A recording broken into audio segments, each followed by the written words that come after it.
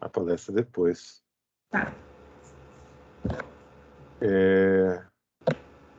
Nossa, 1 milhão de anos que a gente não se falava, hein, Leandro? Exato. 3 anos, eu acho. Nossa.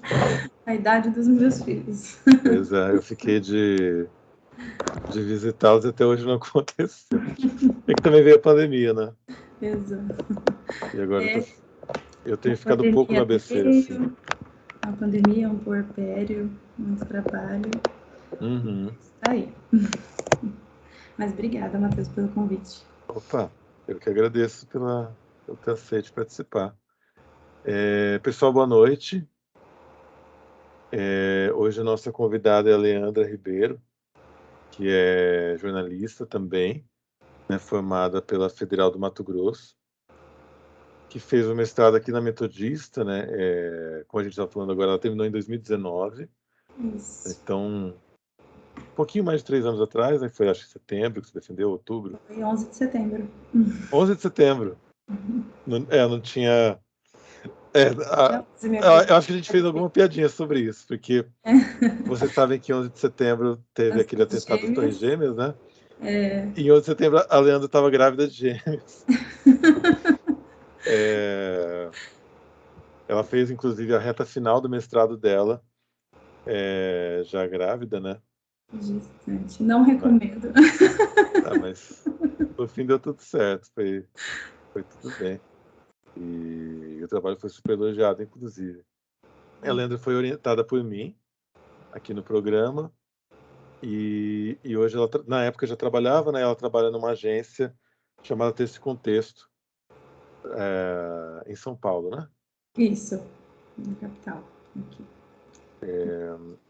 Ela vai apresentar a pesquisa dela do mestrado, que, enfim, eu não vou dar spoiler agora, porque ela explica a pesquisa dela, né? Acho que talvez fosse legal também comentar por que você teve interesse em fazer o mestrado e principalmente fazer na Metodista, né?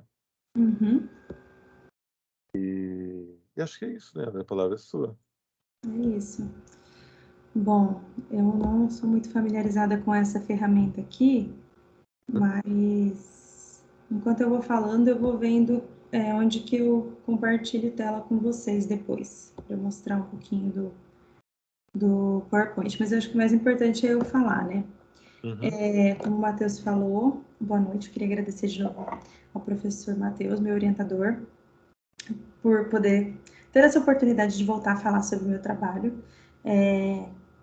Eu fico um pouco nervosa, ansiosa, mas é muito bom porque eu gostei muito de tê-lo feito e aí começa por aí, né? A minha pesquisa, a minha dissertação, que eu concluí em 2019, tive início em 2017, foi sobre o vídeo no jornalismo convergente e móvel, um estudo de mídias independentes brasileiras. E ela tem tudo a ver, até hoje, inclusive, comigo. É um tema que eu gostava e gosto muito até hoje, porque tem minha trajetória acadêmica, né, desde a graduação até o mestrado, sempre foi muito, se relacionou muito com a minha trajetória profissional no mercado, né, de trabalho. E esse tema, né, essa temática do vídeo, eu cheguei nessa temática justamente por essa minha preferência, né, por esse gosto que eu tenho do vídeo em si. E, inclusive, vídeo foi um termo, né, uma terminologia que eu precisei justificar, né, dentro do meu trabalho, o porquê do uso dela, o porquê de usá-la, por que não audiovisual, por que não outras nomenclaturas mais contemporâneas, enfim. Mas eu posso falar disso um pouco mais para frente. Mas eu cheguei nesse tema de pesquisa por conta da minha trajetória profissional. Eu, já em 2017, eu já tinha passado por algumas redações, né? E lá em Mato Grosso, onde eu me formei, eu tinha passado pela Globo Regional e pela SBT Regional, onde eu tive trabalhei na televisão, né? Com telejornalismo. E isso sempre me despertou muita curiosidade, porque naquela época, né? há 10 anos atrás, quando eu me formei, na graduação, o vídeo já começava a passar por algumas discussões, ainda muito, hoje, podemos dizer, prematuras, né? Em relação ao futuro dele. E eu, começando no telejornalismo, eu já começava em uma coisa que praticamente já precisava sofrer alguma transformação. Então, isso me chamava muita atenção. Então, a ideia desse tema de pesquisa começou lá em 2016, quando eu vislumbrava fazer um mestrado, em 2017 me firmei nele, e o jornalismo independente vem justamente num contraponto àquilo que eu sempre atuei, que foi na mídia tradicional, até então. Então, querer mostrar como estava o vídeo, né, esse formato vídeo, dentro dessa mídia independente, era uma vontade e uma busca, né, que eu gostaria de fazer. E aí, eu entro no meu problema de pesquisa, né, meu objeto de pesquisa, né, digamos assim, que era, de certa forma, até fazer uma provocação em ambos os lados, né, tanto na mídia tradicional, de onde eu vinha, que eu via que precisava, né, ou de modo até ousado e audacioso da minha parte, porque quem era eu, quem sou eu, né, mas que precisava mudar essa coisa do vídeo, porque quando eu entro no telejornalismo, a Leandra recém-formada ali, né, desde que eu fazia estágio, estava na TV, aprendendo a como se vestir, como andar, como se maquiar, enfim, do jeito que tem que falar e tudo mais. E uma provocação também do outro lado, né? Porque o jornalismo independente, que eu caracterizo na minha pesquisa, na minha dissertação, vou falar para vocês como que eu chego a essa caracterização, né? O referencial que eu uso e tudo. Esse jornalismo independente, que é justamente aquele que se contrapõe aos grandes conglomerados de mídia, ele tecia, entre outros pontos que o caracterizam como jornalismo independente, é o de certas críticas, né? Tecer certas críticas e tentar produzir uma forma diferente de jornalismo do que a mídia tradicional vinha fazendo. Então, até que ponto ele fazia vídeo, né? Esse fazer vídeo diferente. Então, era uma provocação para ambos os lados e uma descoberta para mim. E na pesquisa em si, e a quem pudesse e possa interessar. Ou, se não houvesse uma diferença, se eles não tivessem conseguindo fazer, se estava ensaiando algo para isso, essa era a minha busca. Enfim, eu acho que eu consigo pôr... Aparece para vocês a minha tela? Agora aparece, né? Aparece. Ah, tá. Aí eu paro de aparecer, Matheus? Paro, Não, né? você aparece também. Ah, tá. É que não sei Aparece como no funciona cantinho. isso aqui. Ah, tá. Legal. Acho que eu posso até fechar esse aba aqui, para não ver ninguém incomodando. Ah, mas não é essa tela aqui, não. Como que eu mudo? Esse aqui é meu trabalho, é a minha No dissertação. PDF. Ai, Você compartilhou janela? não, eu cliquei. Tá, é que quando você compartilha ali, É esse você tem. aqui, ó. Mudou? Não, né? Não mudou, Ainda não. não. Ah, então eu compartilhei Lá, alguma coisa específica. lá no compartilhar, você tem a opção de compartilhar a tela e compartilhar a janela. Ah, tá. Então Você eu pode vou compartilhar a janela compartilhar. e escolher a do PowerPoint. Aí, agora foi, né? Agora acho que tá certo. Isso. Então, peço desculpas até porque eu estou usando a mesma apresentação da minha Ah, dissertação. imagina, que isso. E aí aqui eu coloquei até os meus objetivos, que foram os que eu justifiquei na época, né? E continuam sendo os mesmos. Então, esse foi o que me levou a esse tema de pesquisa e foi também a minha, digamos que meu problema de pesquisa, né? Meu objetivo com essa dissertação. Para chegar nisso, né, eu tive um universo de pesquisa e acho que eu vou falar primeiro, né, o que eu estudei, depois eu entro nesse referencial teórico. Eu estudei, não comecei assim, né, tem toda uma trajetória ao longo de todo o mestrado e tudo, o Matheus acompanhou. A ideia preliminar era estudar somente 2 mídias, fazer um acompanhamento de toda a rotina produtiva de um vídeo completo delas, de alguma produção delas, Mas é bom que já foram me entregando alguns resultados dessa pesquisa, né? Que no entrar em contato, eu acho engraçado porque, assim, nesse processo de construção da pesquisa, eu me vejo como pesquisadora acadêmica e como jornalista também, né? No entrar em contato com as mídias, tudo eu já fui descobrindo muitas coisas. E entre elas que não havia essa possibilidade, porque não era um processo, felizmente, não era um processo linear, como numa televisão, não tinha os processos pré-definidos, contínuos, e meio que fui barrada e não consegui facilmente acompanhar uma produção de vídeo, uma produção audiovisual completa. Mas eles abriram as portas para eu conseguir fazer meu projeto de outras formas. Uma dessas mídias foi o Estúdio Fluxo, que eu queria desde o princípio. A outra que eu não consegui foi a Agência Brasil. Mas no percurso surgiram outras 6, totalizando 7 mídias independentes que eu pude ter no meu universo de pesquisa.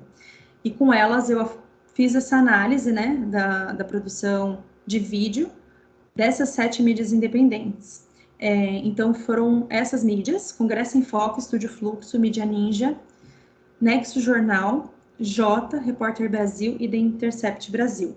O Mídia Ninja se repete porque eu tive 2 entrevistadas dentro da minha pesquisa, e eu até acompanho, e assim, vamos saber que todas elas ainda estão aí, né? E o meu referencial teórico para essa pesquisa, para fazê-la, eu parti dos estudos. Primeiro que desde a graduação, eu sempre tive sempre gostei de rotinas produtivas, né? Da rotina das redações, do jornalismo, enfim. Então, eu já tinha como referencial teórico Chaparro, Manuel Chaparro, das rotinas produtivas.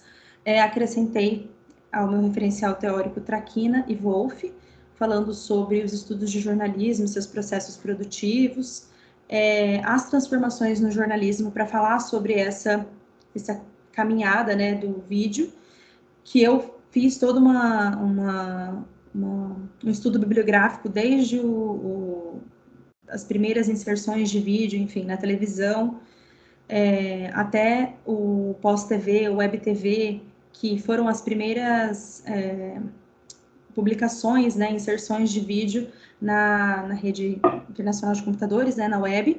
E para falar dessas transformações, usei a de Guirne e Leal, que falou das mudanças estruturais, né, no perfil dos jornalistas, nas relações com os públicos, nas produções de conteúdos, e também sobre convergência midiática, que conversa totalmente com isso. Foram referenciais da minha pesquisa Jenkins e Salaverria. A parte da questão do vídeo, que eu citei previamente, me foi questionada na minha qualificação, se eu me lembro bem, e também antes, desde a qualificação do meu projeto de pesquisa, na verdade. Por que usar a terminologia vídeo e não produções audiovisuais, enfim, e outras coisas assim. Primeiro que eu tenho um gosto pessoal pelo uso da terminologia vídeo. E aí eu fui buscar autores que conversassem com isso, né? Com esse uso dessa conceituação de vídeo. E para não usar, eu não queria usar o videotape, porque eu não estava falando de televisão, não estava falando de vídeo para as redes sociais especificamente, mas estava falando nem de transposição, mas de como o vídeo, né, imagem, som, movimento, podia ser animação, tudo isso estava sendo usado nessas mídias independentes, que são virtuais, né, são online, tem websites. E aí eu encontrei a definição de ARMS, que foi a que eu usei, e usei como conceituação na minha dissertação. E também para falar sobre jornalismo independente, que até então, né, há 3 anos atrás, hoje já não sou tão atualizada assim, mas era uma coisa mais contemporânea, são mídias mais contemporâneas, que muito se usava jornalismo alternativo, e, enfim, tinha outras terminologias também, o jornalismo não tradicional, enfim. Eu usei a definição de Karpinen e Moe, né, que era em relação à autonomia dessas mídias, elas poderem, inclusive, se posicionar e ter um lado, né, a exemplo da Repórter Brasil, da própria Mídia Ninja, a maioria delas, a exceção, acredito que no meu universo de pesquisa, Congresso em Foco, que não se posiciona deliberadamente, mas assim, elas podem, e a maioria delas são autônomas e têm lado, né, que são parciais, autogoverno, se distanciam das convenções do que é do mainstream, né, do universo, enfim, da grande mídia, daquilo que está mais, assim, se você entrar no site dessas sete mídias que eu analisei, em sua maioria, eles se diferem muito dos grandes portais, das grandes mídias, tem formatos diversos, e também esse caráter independente passa, de alguma forma ou de outra, pelo método de financiamento, né? Pela forma de sobrevivência econômica delas, né? Esqueci a terminologia correta. Mas, então, foram essas as definições que Karpinen e Moe salientam e, enfim, usei essa base deles. Foi esse o referencial da minha pesquisa, bem em síntese, né? Para fazer essa análise das 7 mídias e chegar a esse estudo, né, do vídeo, né, em todas elas, a metodologia foi de natureza qualitativa e exploratória. Então, como que foi? Eu queria muito acompanhar as rotinas, né? Na verdade, eu queria muito analisá-las e, posteriormente, acompanhá-las. Acompanhar uma rotina completa delas não foi possível. Então, para eu conseguir, Deixa eu te avisar. Isso. Eu não sei se você mudou de tela, mas está no Karpinen e Moe ainda. Ah, tá aqui, né? Não. Esqueci de passar. Desculpa. Tranquilo. Eu coloquei algumas coisas que a Karpinen e Moe fala sobre essa independência, né, dessas mídias, entender a independência da mídia como um conceito relacional permite que ela desempenhe um papel nos debates sobre a posição de diferentes mídias em relação a outras forças sociais.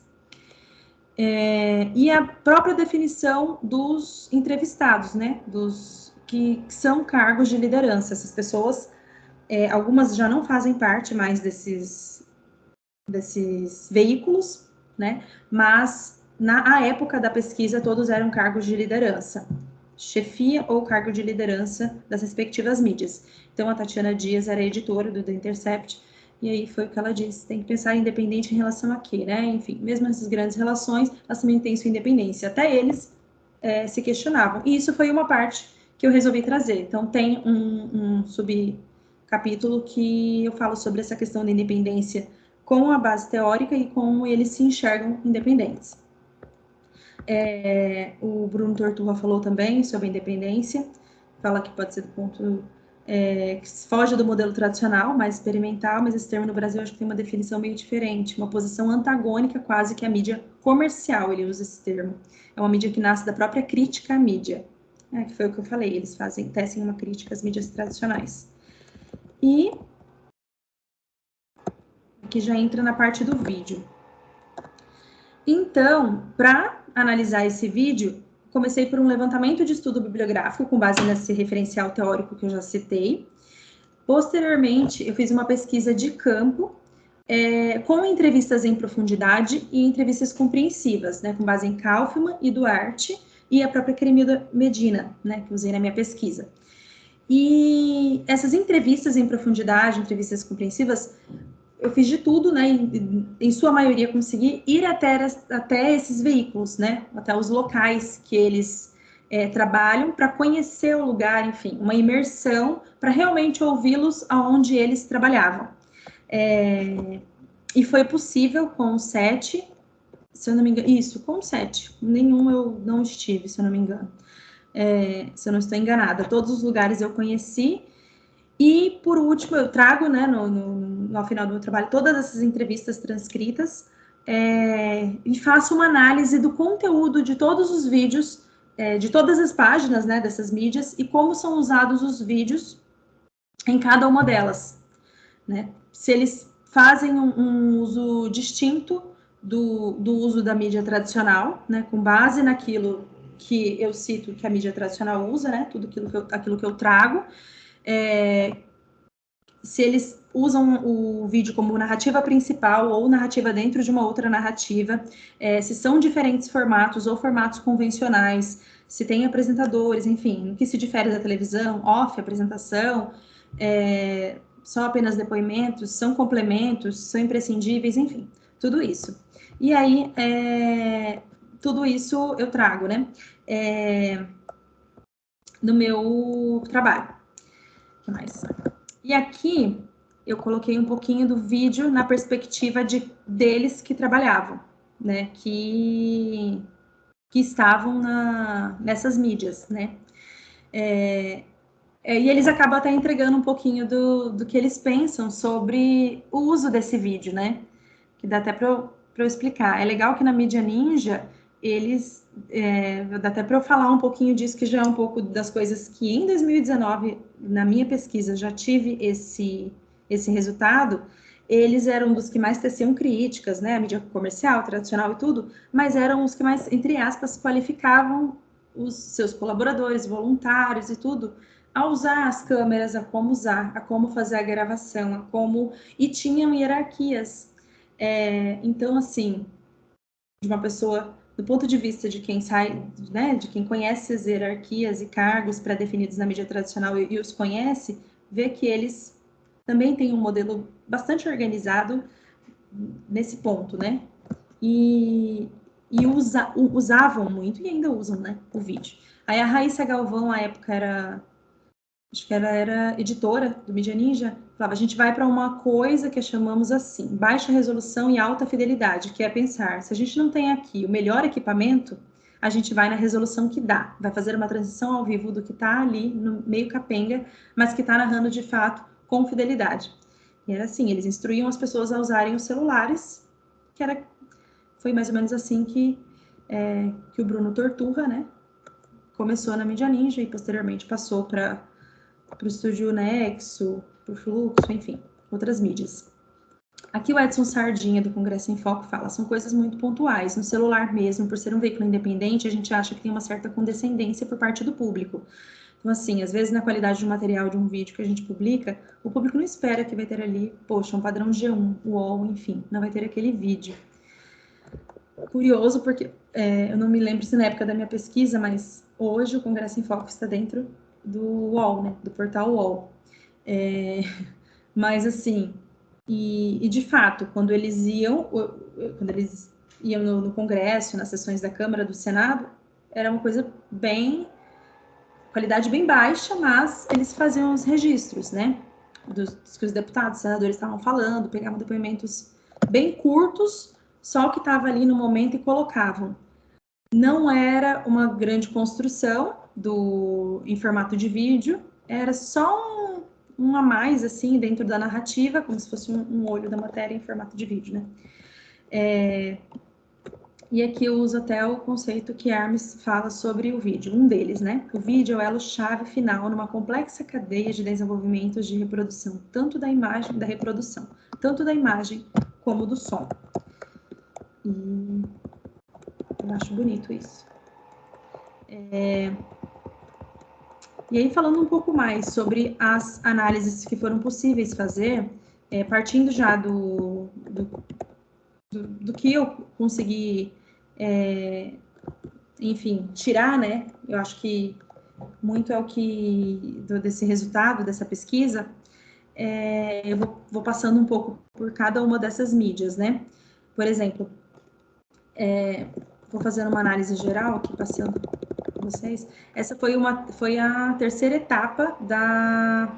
Olha, eu já confundi. Foi uma das etapas, né, do trabalho, que foi essa análise do vídeo, feito por cada uma dessas mídias independentes. Então, eu avaliei algumas dessas reportagens, enfim, as narrativas feitas por eles, as redes sociais, como eles usavam os vídeos nas redes sociais até então, se usavam, né?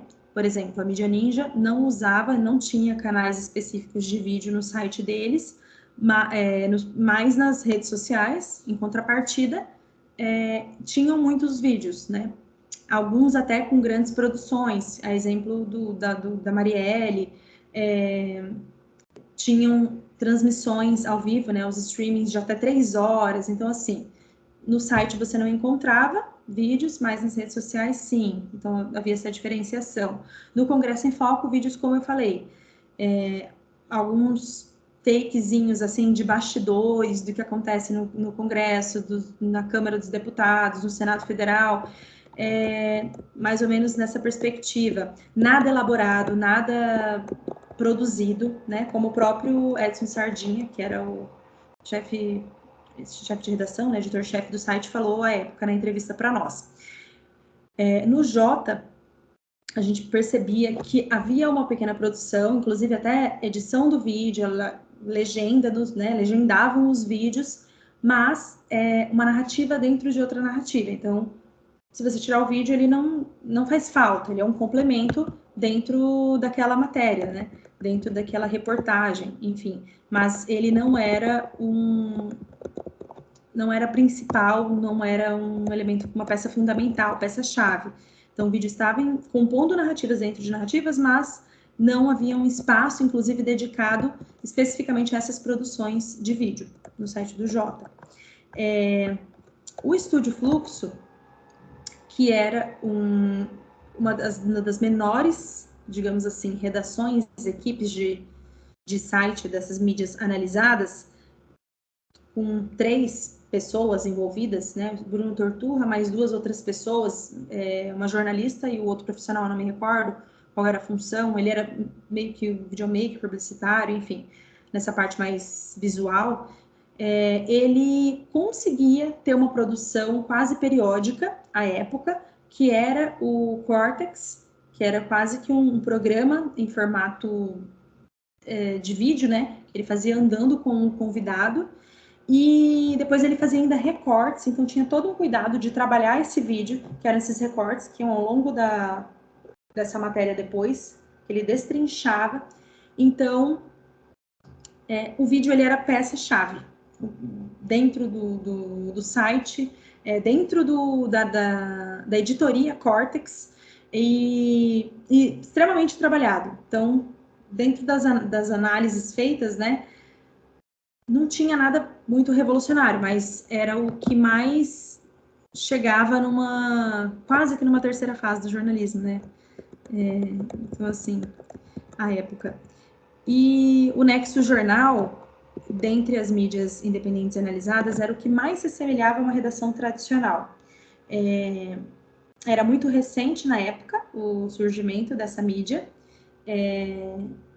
e assim, ainda é um modelo bastante inovador, né? Com profissionais, não apenas jornalistas, mas de vários segmentos, antropólogos, historiadores, enfim, vários tipos, e com uma produção bem expressiva e massiva de vídeo em diversos formatos, entrevistas, animações, gráficos, um espaço dedicado a eles dentro do site. E enquanto o Fluxo é uma vertente, né, que fazia uma crítica à mídia comercial, enfim, uma equipe extremamente reduzida e um foco grande no vídeo, o Nexo Jornal, em contrapartida, uma equipe grande, quase que muito semelhante a uma mídia comercial tradicional, e também fazia um grande uso do vídeo, que mostra que não era necessário, enfim, tem aí dá para fazer uma análise, dá para se pensar, né? O Intercept Brasil foi a última mídia com qual consegui contato e também colocar no meu universo de pesquisa. Os vídeos, eles tinham espaço dentro de algumas narrativas, a exemplo das outras também. Não tinham grandes formatos, mais ou menos nesse molde do Repórter Brasil que eu coloquei aí para vocês verem.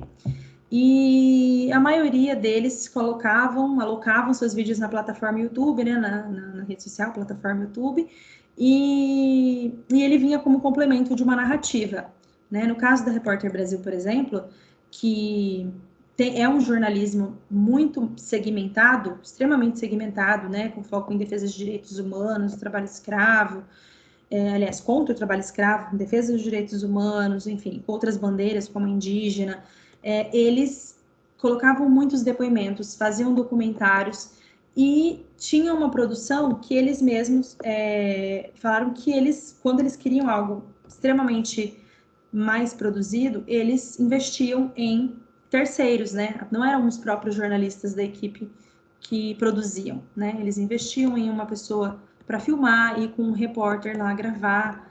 E então, do Mídia Ninja já falei bastante. Mas, assim, acho que o Matheus queria que eu falasse de uns casos mais detalhados, acabei falando de tudo.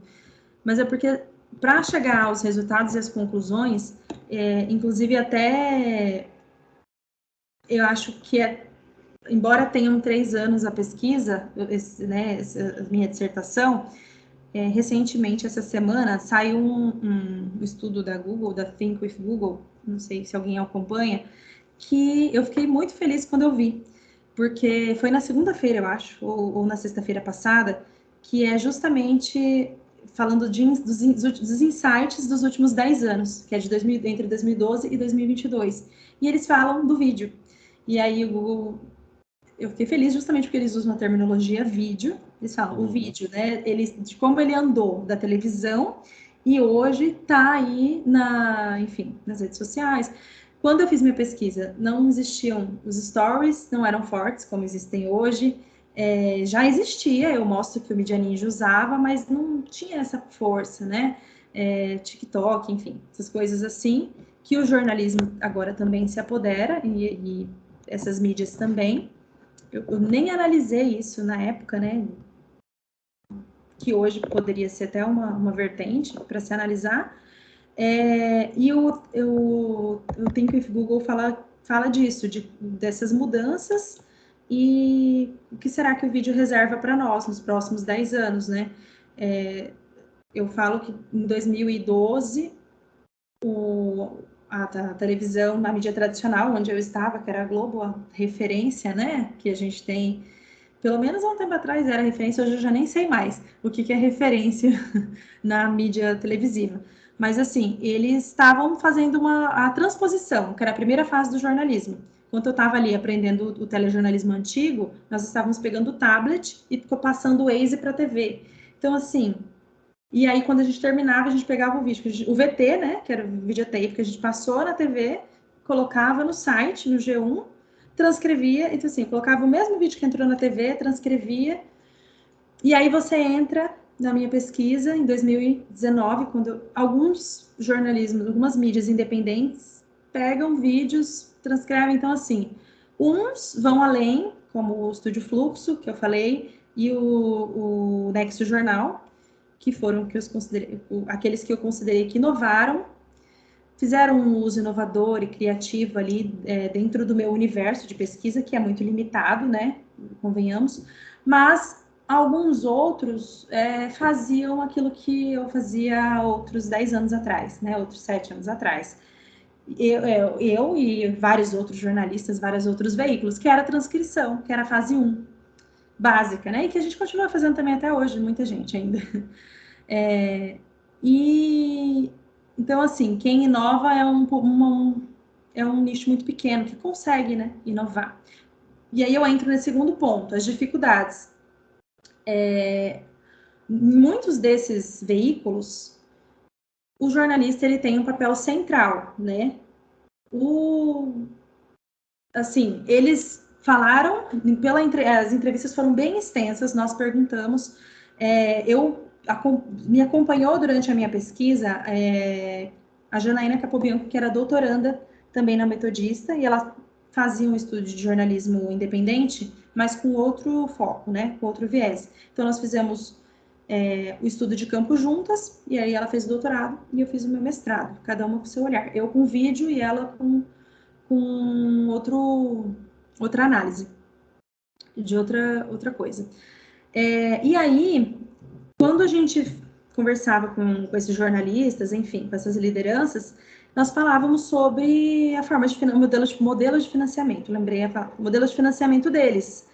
E é curioso, porque assim, eles se sustentarem, né, e manterem um veículo em pé, enfim, funcionando, muitos deles eram muito pequenos, até quem não era tão pequeno e já está há muito tempo, o mais antigo ali, acho que entre os mais antigos está o Congresso em Foco, que acho que é de 2003, se eu não me engano, ele falava das dificuldades de manter o negócio funcionando, né, financeiramente viável e possível.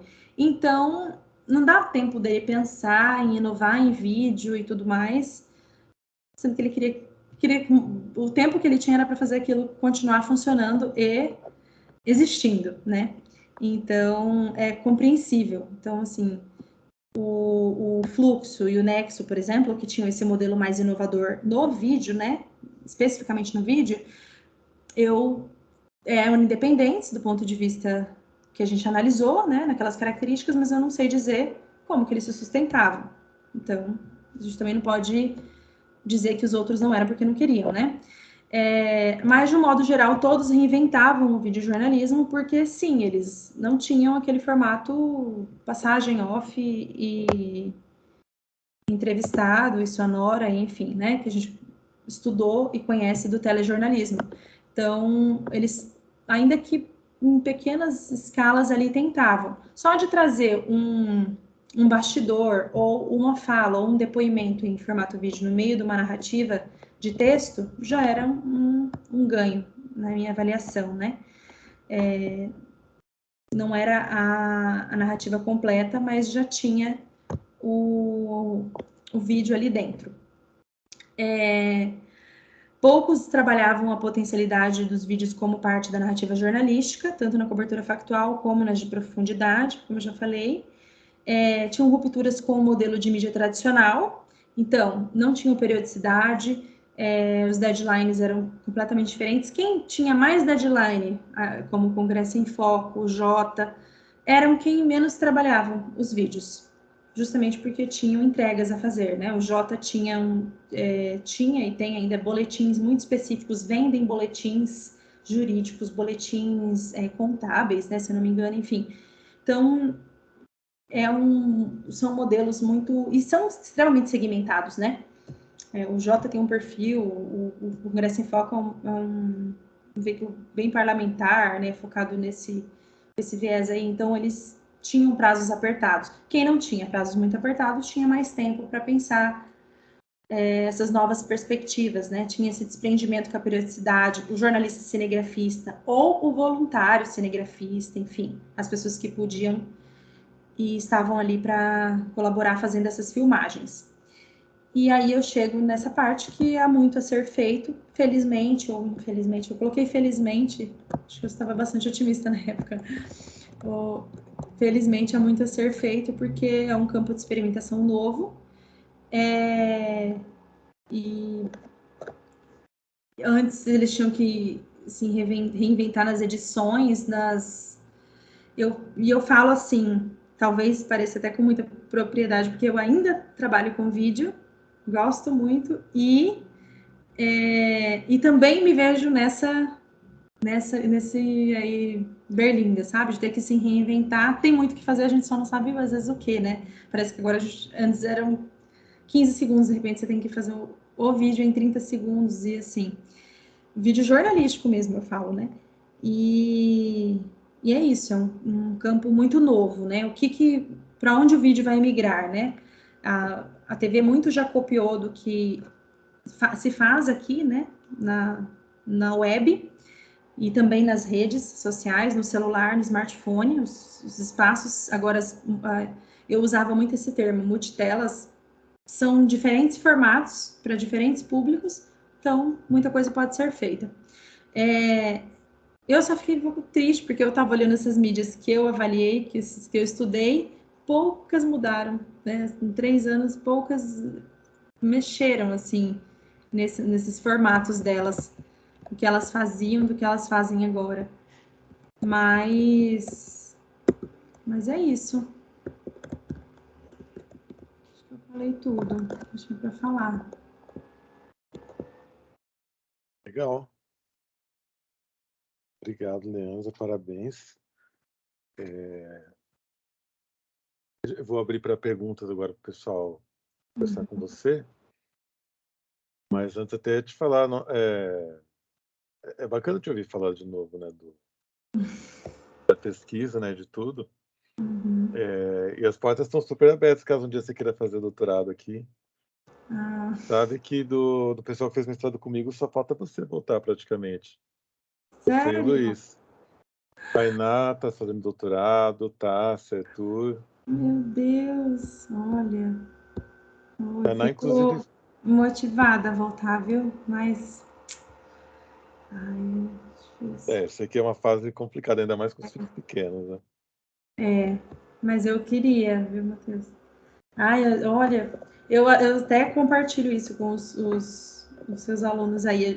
A gente fica, eu falo feliz porque passou, porque passou. Eu fiquei muito feliz de tudo que eu do trabalho, enfim, da dissertação. Mas a gente ainda fica assim, gente, será que eu sou capaz de fazer de novo, de, de conseguir estudar tudo de novo isso, sabe? Minha inteligência. Mas sim, conseguimos, né? Claro. Acho que eu não comentei com você, mas o pessoal aqui está produzindo artigos também.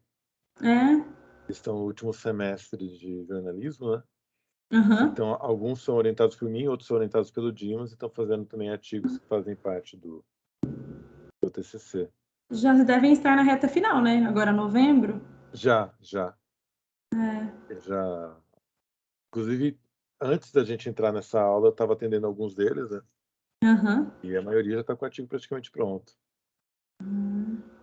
Legal. Boa sorte para todo mundo.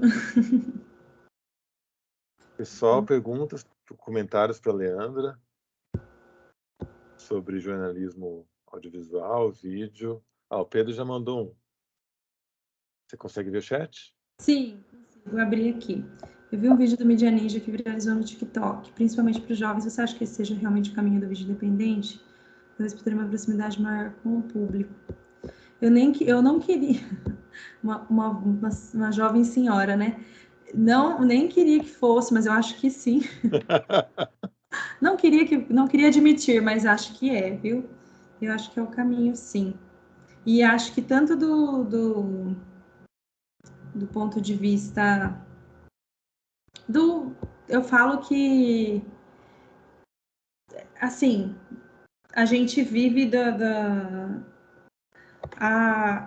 o jornalismo, o vídeo torna-se a condensação, né? Eu penso assim. Eu sempre fui muito prolixa, falo demais, me estendo demais. E você vê que assim, o tempo das pessoas, elas nem ouvem mais o vídeo, né? Então, você legendar o vídeo, o TikTok, as pessoas já não falam mais, é só aponta, dá os pontinhos lá. Então, assim, eu acho que é o futuro. É um futuro meio. Talvez eu não compreenda, não, né, não sei porquê, como, mas eu acho que sim. Acho que dá uma proximidade. Ele cria essa proximidade maior com o público, esse público jovem, né? Que são essa geração aí depois de mim. E acho que se não for no TikTok, em outros lugares, mas acho que vai vir assim, em formatos reduzidos, tempos menores, sempre mais curtos, e não necessariamente com áudio, sabe? Tudo legendado ou pontuado, assim, bem dessa forma. E eu vejo como que eu falo? Esse pedido do próprio mercado. Eles demandam isso, querem isso. Sempre tem, desculpa entrar na coisa, mas sempre que aparece uma rede social que dá uma alavancada, né? Tem uma tendência de o pessoal migrar para lá também para É, o que rola. tem, como foi o Snapchat, né? Como está Eu sendo estava o pensando justamente TikTok. no Snapchat. Mas essas últimas, né, que deram que foram os booms, né, os últimos mais recentes, há muito tempo atrás o Twitter, mas assim, aí vem mais recentemente o Snapchat, aí o TikTok, tudo que o Instagram tá querendo ali captar e colocar dentro dele, né? Ele já Elas pagou todas citando, né? condensam demais o conteúdo, né? Elas te fazem consumir as coisas muito rapidamente. E aí tem aquela... É Kawaii que chama? Kawaii, não. Kawaii. Uhum. Que é para um público um pouco... sim, na minha visão, né? Ainda não ingressei nela, mas acho que é um público um pouco mais velho, né? Assim, mas que é muito semelhante ao TikTok, né? O Kawaii. O TikTok tem uns 5 anos, mas ainda não surgiu outra para desbancar, né? Então, assim, a gente ainda está vivendo à mercê dele. E acho que também foi fazer mais barulho para cá, de uns 2 anos para cá, no máximo. Surge aí quando o brasileiro entra. Mas eu falo mais do ponto de vista, assim, do que o jornalismo, da onde ele entra, né? De onde ele coloca os vídeos. Quando é extremamente... Não do ponto de vista do entretenimento, porque se você pensar em entretenimento, as pessoas ouvem horas no YouTube o Casemiro, ouvem horas no YouTube podcast, um Flow, um não sei o quê. Então, assim, agora, quando a gente pensa nessas mídias independentes, elas estão ali, sabe? Elas escrevem muito ainda, as que são muitíssimo segmentadas, e assim, elas estão tímidas ainda, né? No vídeo. Aí as que são mais jovens, né? Digamos assim, tem um público, até porque tem os voluntários, como a Mídia Ninja, o Bruno Torturra do Fluxo, enfim, mas ele também está ali em outros tipos de inclusive, ele mesmo, né, produz conteúdo sozinho, no próprio Twitter dele e tudo mais. Eles estão mais nas redes sociais, né? Esse público mais jovem. Então, esse jornalismo independente tinha sim que migrar, né, para essas redes sociais. E fazer conteúdo mais curto, que é que nem você falou. Esse público mais jovem não vai ficar horas ouvindo, né? Ninguém fica horas mais no jornal impresso, nem horas lendo uma matéria. Imagina horas ouvindo a pessoa falar sobre matéria, né? Não fica. Fica não. Mais perguntas, comentários para a Leandra? Mas eu acho legal pensar isso, porque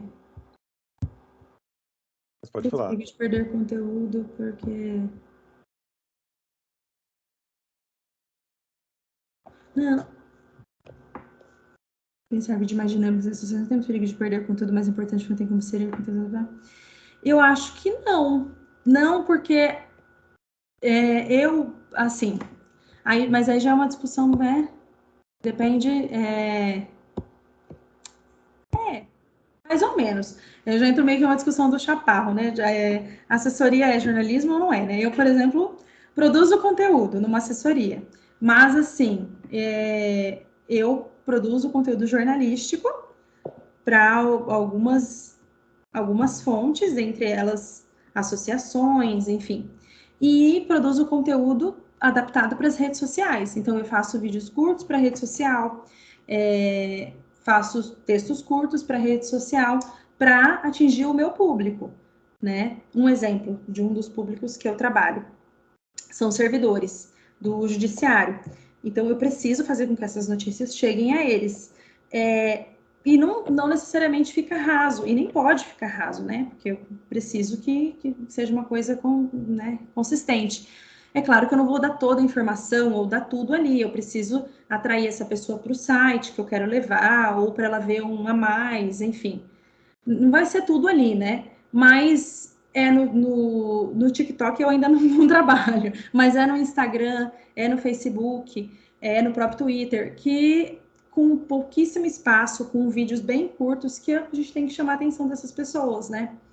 E é até uma coisa interessante, porque eu e a Janaína, que fizemos a pesquisa de campo juntas, né? Não a pesquisa escrita, enfim, minha dissertação, e ela fez a tese dela. A gente conversava muito, porque ela também é da assessoria de imprensa. E se você parar para pensar, assim, nós nos víamos mais próximas do jornalismo independente, esse, né, pequeno universo aí que nós estávamos avaliando, do que da mídia tradicional. Porque nossos recursos muitas vezes são escassos, são, né, baixos, e a gente tem um público segmentado. Você vê que a maioria deles, eles trabalham com um público muitíssimo segmentado, né? E que a gente quer atingir. Então, assim, e eu acho que assim, e a gente tem que ir para essas redes, sabe? A gente precisa produzir conteúdo em formato de vídeo sim, e dá, né?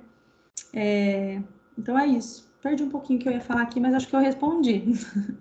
Acho que o perigo, ele existe, esse perder conteúdo, acho que não existe esse perigo. Acho que assim, ficar uma coisa rasa, um conteúdo ruim, né, pouco denso, em qualquer mídia, em qualquer veículo, qualquer canal que você trabalhe, sabe? Seja num vídeo de 1 minuto que você vai fazer, ou seja, enfim. Mas é claro que o espaço é menor, né? Então, assim, ali pode ser só uma isca, né? Para você levar o seu público para outro lugar. E é isso. Mas você vê que as mídias grandes se renderam, né? A, as redes sociais, digamos assim, né? A época que eu não sei quando foi, mas o próprio G1 não colocava os vídeos dele, não alocava os vídeos dele na plataforma do YouTube.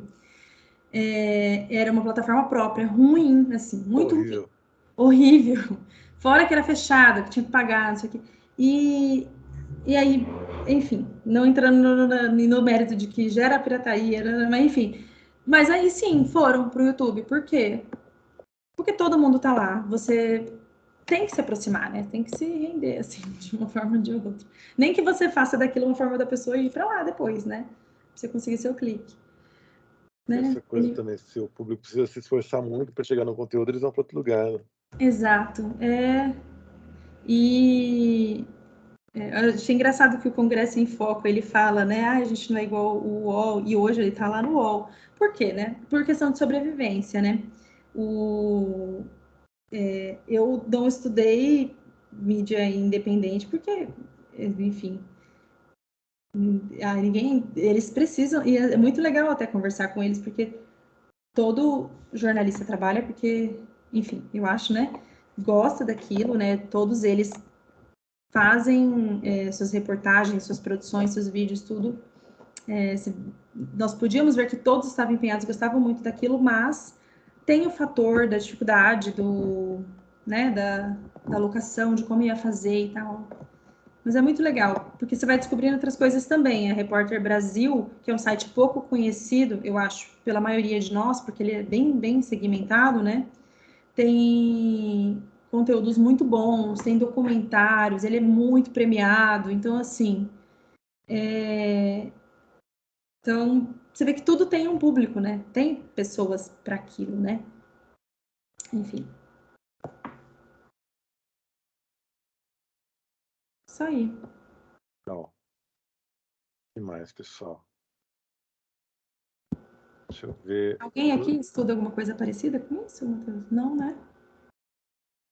Então, na verdade, não. Não, né? Pelo menos do pessoal que eu estou orientando, não.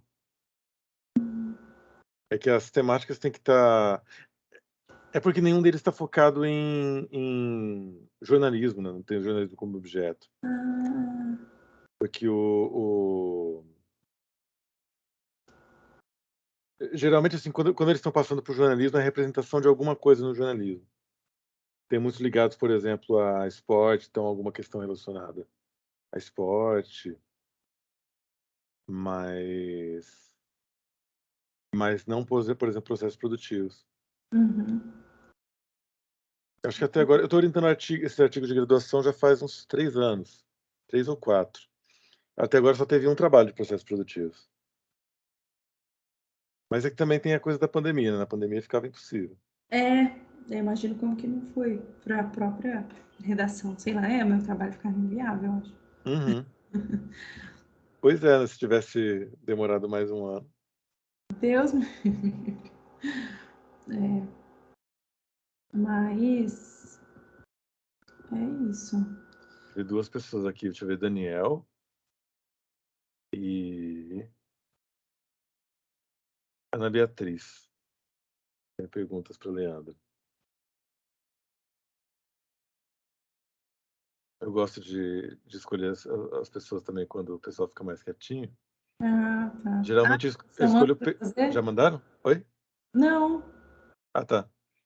Geralmente eu escolho o Pedro, mas como ele já mandou, aí agora não dá. Ele foi o primeiro a fazer perguntas. Laura também, Isabel. Perguntas para Leandra, comentários. Tá fazendo um comentário sobre isso, eu achei que tinha sido a mesma pessoa, mas foi a Kate, né? Que falou disso, de perder o conteúdo. Aham. Eu devo, assim, falando, parece que eu sou uma grande defensora das redes sociais, né? Eu adoro vídeo de telejornalismo antigo. Adorava. Adorava não, ainda adoro, mas acho que só eu que gosto. Acho que ninguém mais gosta daquele formato engessado, bem anos 90. Eu adoro. Nossa, Mas foi eu entrar no telejornalismo que ele acabou. pois Fiquei é. completamente frustrada. Eu amava. Eu gostava bastante. Pois E é. E sabe que tem uma dissertação que acho que até o Dimas orientou lá na Casper ainda, né? Antes de ele vir para Metodista, que era de uma antiga produtora, eu acho, ou editora do Jornal Nacional, acho que produtora, que a pesquisa de mestrado dela era sobre esse desengessamento, né? Essa mudança assim, na estética das reportagens, mas assim, ela não gostava.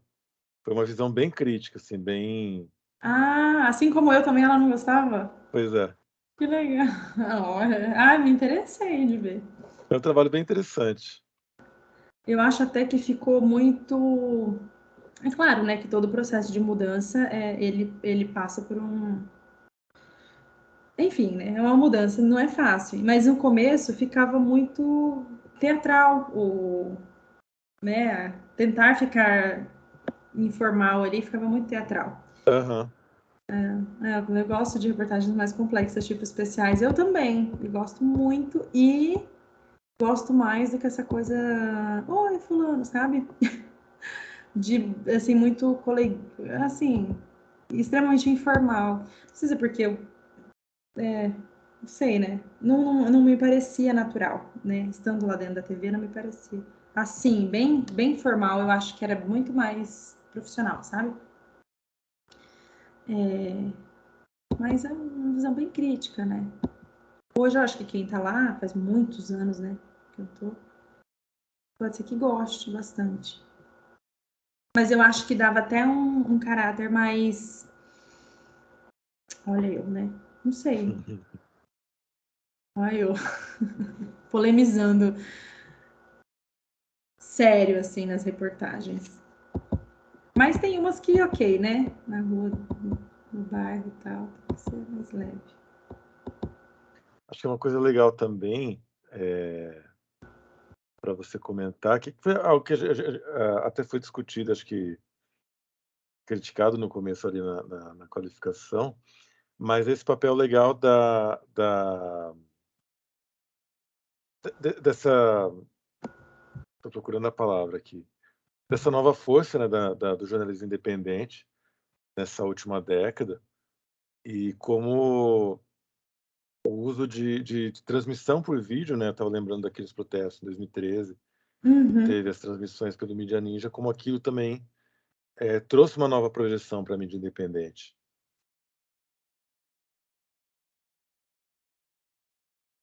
Lembro até que o Foi uma Roberto Joaquim coisa ficou até que. bravo, assim, o jornalismo independente não começou em 2013.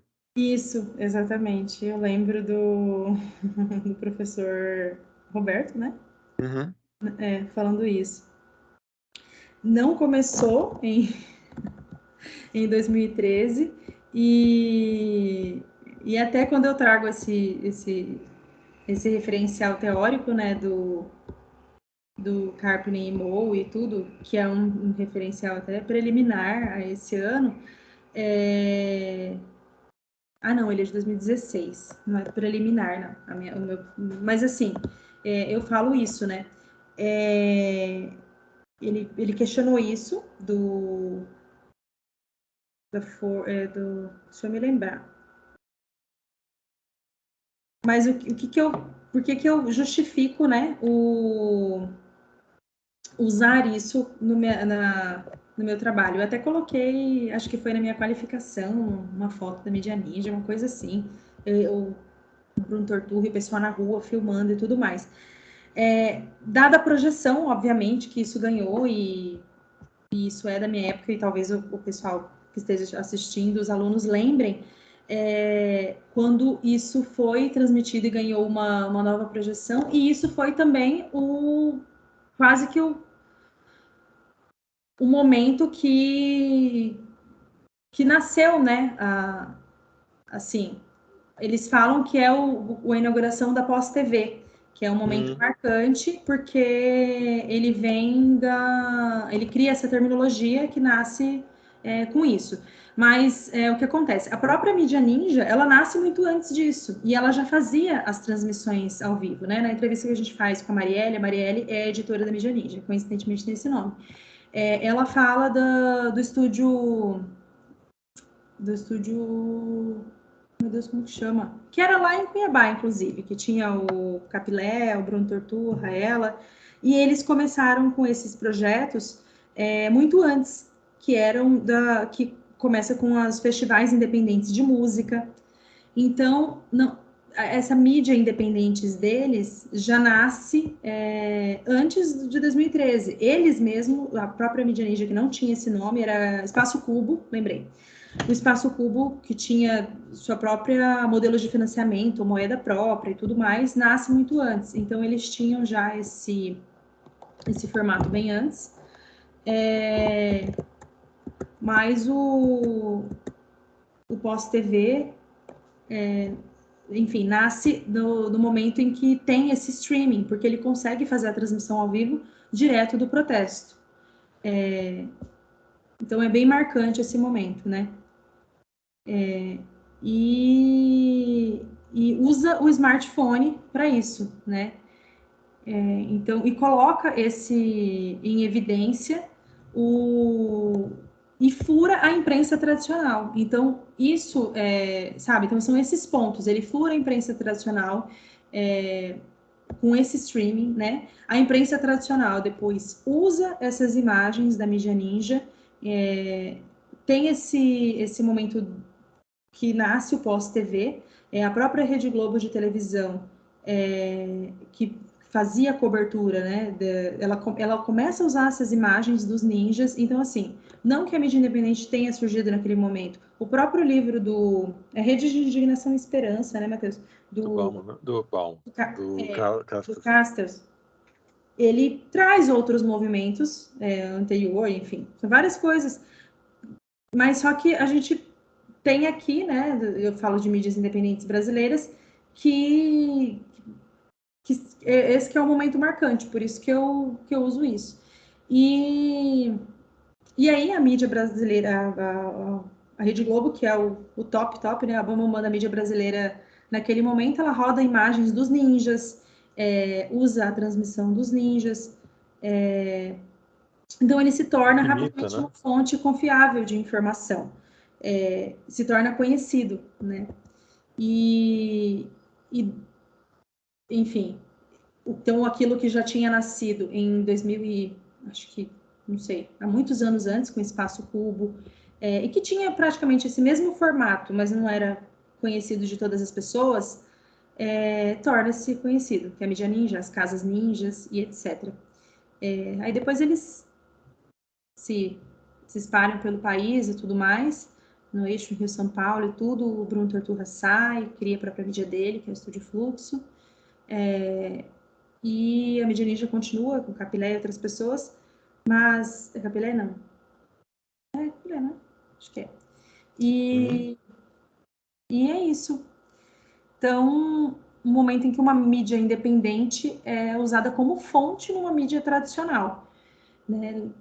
Se legitima, ganha essa visibilidade e a própria mídia tradicional tem que se render a esse momento, né? Ganha essa potencialidade aí, né? Desculpa aí, gente, que eu tô puxando aqui na minha memória. Imagino, mas eu acho interessante também que, para além de servir como fonte, ela serve também como referência, né, de forma de estética, de forma de produção de conteúdo, né. A Globo começa a meio que imitar a mídia ninja em algumas transmissões Isso, também. eles começam a ir também para a rua, né?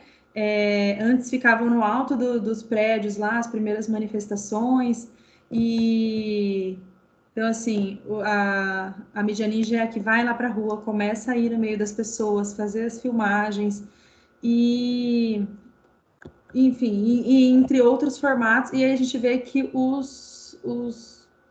fala, o vídeo, que é a minha, né? Ele meu objeto de pesquisa estava lá. E é a ferramenta principal, né, dessa mídia, que é a Ninja. Então, a Globo usa eles e ainda copia eles, né, em outros momentos. Então, é uma notoriedade dupla aí, né. Então, é uma filmagem sem corte, sem edição. Eles fogem desse tradicional, né, desse modelo tradicional de jornalismo. E então, assim, dão visibilidade para isso, né? Coisas que até então, fora filmar a manifestação de longe, do alto, ou por helicóptero, né? Não era, no máximo, no momento ali de confronto, né? Isso. E aí também tem passado o 2013 ali, a gente tem também nos anos subsequentes algumas redações com muitas demissões, enfim, outras coisas que, entre aspas, não é que fortalecem no modo positivo, mas é que dão maior visibilidade também a essas mídias independentes, né? Muitos profissionais que migram para esses veículos, né? Antes você tem um número reduzido de veículos, inclusive para receber esse quantitativo de jornalistas e fotógrafos, enfim, cinegrafistas e tudo mais. E aí, de repente, essas pessoas se alocam em outros tipos de canais, né? Enfim, de veículos. Isso ajuda na emergência desse jornalismo alternativo, que é realmente uma alternativa a essas demissões nessas redações, né? Os anos dos 2013 em diante, 2016, enfim. Tem sim uma série de demissões no Brasil, nas redações, e para isso as pessoas, algumas formam as redações, outras vão para esses veículos alternativos, enfim. Então, não sei se vocês já ouviram falar dos passaralhos, né? Que é um lugar que reunia, não sei se ainda tem, o site lá que reúne os quantitativos de profissionais da imprensa demitidos ao longo dos anos e tudo mais.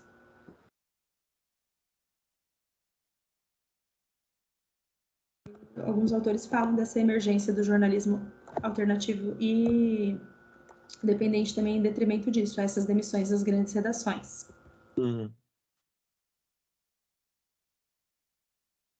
Construção de outros espaços. Não tem. Tem que achar uma alternativa, né? Até ia comentar, mas na época eu esqueci. E também estava já bem no começo, assim, das primeiras meses das crianças, né? Mas teve 2 alunas nossas que receberam uma bolsa da agência pública para fazer uma cobertura investigativa. Para fazer reportagens específicas? Isso. É porque eles fecham por reportagens, né? Por material. Por um projeto, né? Por projeto. Isso já faz 2 anos, mas E aí foi elas. bem legal. A pública que a gente não conseguiu, bateu na porta. Pois é. Mas assim, eu até entendo. Acho que eu nem lembro qual foi o motivo que eu liguei, elas ficaram de retornar, eu tinha até o nome das pessoas, mas não consegui. Elas conseguiram com edital? Como que é? Será que era? Foi por edital. Edital. Elas mandaram um projeto ali de cobertura, foi aceito. Era focado no ABC, Uhum. mas agora eu não lembro exatamente a temática. Eu posso depois dar uma olhada se eu encontro a matéria e te mando. Nossa, legal. Queria ver. E aí a pública foi também, além dos outros critérios, né, que a gente, né, Matheus, que a gente usou como do Carpenter e Moen lá, foi o estar no mapa da pública, Uhum. critério também, né, dessas 7 mídias, e elas estavam. Coincidentemente, todas estavam lá. Até um exercício interessante seria pegar esse mapa agora, né, que já faz bastante tempo que saiu. Mas, ver como está esse mapa da pública, se ele aumentou ou... Porque, até olhar aqui, o mapa da jornalismo independente, agência pública. Deve ter algumas coisas, alguns sites aí que fecharam, outros novos apareceram. Ó, tá parecendo maior. Rolou. Não, eu lembro que eu contei um a um, acho que tem que contar um a um de novo, eles não contam. Não contam. Coletivo Nigéria, não conheço. Olga, o Graça em Foco tá aqui ainda. O Esse Foca continua mesmo tendo esse vínculo com o UOL agora. Mano, tiveram. Repórter Brasil, tá tudo aqui. Agência Mural, não conhecia. A Nós, agência Mural não tinha esse destaque na época, né? não. Futebol de campo, jornalismo colaborativo, acurácia. Tem vários que eu não lembro. Bril, Bril já tinha. Escotilha, Mobilize. Quem não tá aqui, o J não tá mais aqui. Ah, tá sim, tá grandão. Continuo, mas eu acho que tem mais agora. Eram 79, se eu não me engano. Uhum. Não sei. Legal que tem aumentado.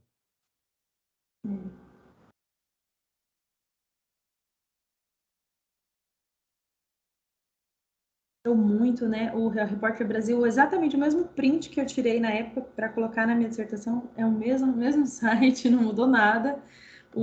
Vários deles, eu Congresso em Foco, tirando que agora tem o símbolo lá da UOL, mesma coisa também. Eles não mudaram nada.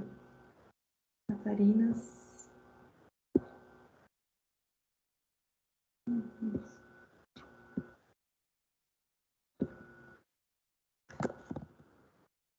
Acho que então é isso. Se eu não tiver mais alguma pergunta. Nossa, muito legal.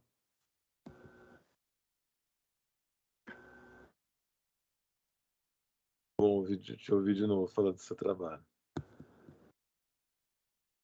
Obrigada, Matheus.